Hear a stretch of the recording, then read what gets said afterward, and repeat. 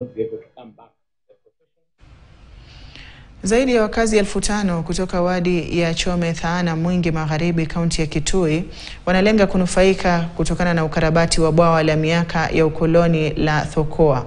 Bwawa hilo la Thokoa ambalo mara ya mwisho kusafishwa ilikuwa ni miaka 12 iliyopita lilikuwa limejaa mchanga, hatua iliyowalazimu wakazi kutembea mwendo mrefu kutafuta maji.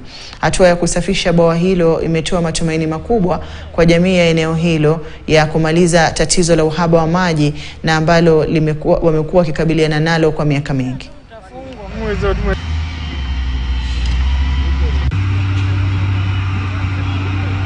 Hii damu yenye imetengenezwa hapa wakati huu itatusaidia sana, sababu actually mwaka huu tumesumbuka sana na maji.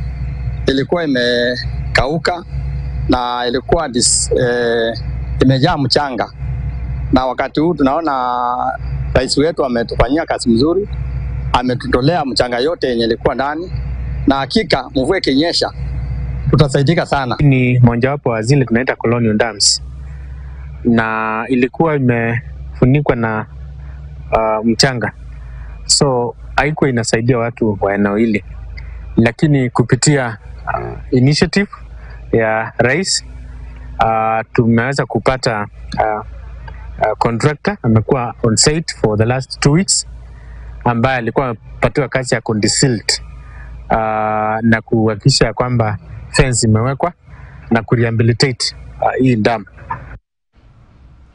Kampuni ya usambazaji maji kaunti ya Taita Taveta ya Tavevo